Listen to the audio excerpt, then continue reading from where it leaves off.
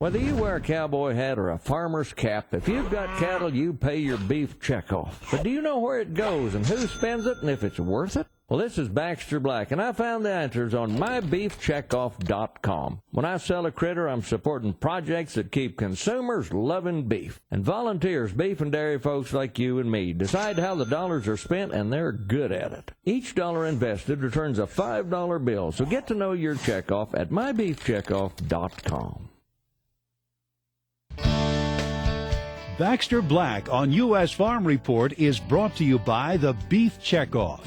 If you have questions about how your beef checkoff is invested, who makes those decisions, and what's the return, you'll find all the answers and so much more on mybeefcheckoff.com. We're off to Arizona now to get our weekly dose of Baxter Black. Baxter offers a rather detailed definition for what a cowful can add up to. Grandpa Tommy's dad used to say, a cowful is a substantial quantity. Well, according to my research, the rumen on a mature cow can hold up to 300 pounds, and by anybody's standards, that is quite a bit. Say you had a cow full of pocket change. You'd almost need a cow to keep it in. And say you had a cow full of wet laundry. It would take a forklift to get it in the dryer. And say you had a cow full of manure. Well, I guess a lot of us do. Under the cowful system, 15 scoopfuls would equal a cowful. 2 bootfuls would make a scoopful. 2 hatfuls would make a bootful. Half a hatful equals a capful. 6 canfuls, as in beer cans, makes a capful. And 1 canful equals 40 thimblefuls, 20 teardrops in a thimbleful. Thus, the dosage for penicillin would read 4 teardrops per 5 scoopfuls of body weight intermuscular. Bizarre, you say?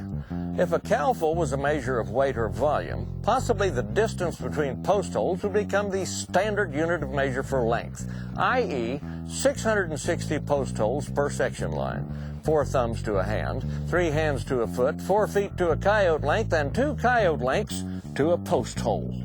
Decibels of loudness would be described in more understandable terms, from chicken peck to pig squeal for everyday sounds. Loud noises would be categorized as small wreck, big wreck, and heck of a wreck. So did you hear about Orb getting bucked off? Must have sailed 5 coyote lengths, hit the side of a grain bin with a moose bugle, and 2 cowfuls of pellets fell on him. Smashed him flatter than a rabbit ear.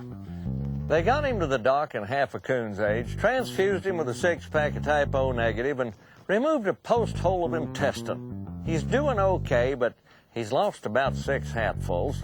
He's been a sheep's gestation recovering.